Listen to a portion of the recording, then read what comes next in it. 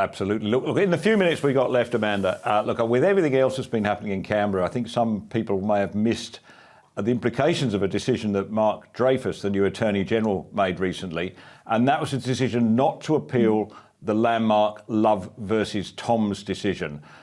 First, could you remind us of that precedent, of the precedent that was set by the High Court in the Love versus Tom's case, and why the Morrison government, and you were closely involved in this, why the Morrison government decided it had to be appealed?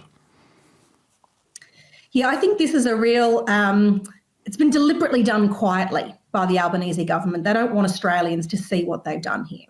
The Love and Tom's decision was one that came from the High Court, and it put forward a really quite disturbing authority, I would suggest, for ordinary Australians. And that's the idea that there always used to be two categories of people in this country, citizens and aliens, ones who have citizenship and ones who don't, but they've got permission to be in the country. The High Court said there could be a new category, non-citizen, but also non-alien. And they linked it to the idea of indigeneity. That's really worrying because, in effect, it outsources a big part of the decision-making about who gets to be present in Australia without the ability of the government to regulate their presence to Indigenous communities. And so in the case of Montgomery, an appeal was launched to the High Court by the coalition government because Mr Montgomery was born in New Zealand.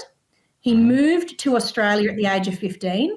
His mother was Australian, his father was of Maori background, and he was, despite having no Aboriginality in his background, accepted as part of an Indigenous community.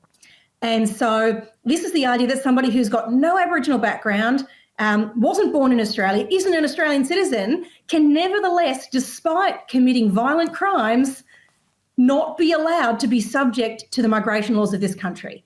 Now, that doesn't pass the pub test. It's abhorrent, really, and it needed to be the subject of a rigorous appeal. But Labor have quietly shuffled it out, content with that to remain the law in this country. Well, look, we're out of time. We'll have to come back and revisit this case. The idea that somebody who's not an Australian citizen can become culturally adopted by an Indigenous group here and therefore be above the immigration legislation is just something which is too troubling for words. Look, Amanda, thank you very much for joining us once again and look forward to talking to you next week. Thanks, Nick. Thank you.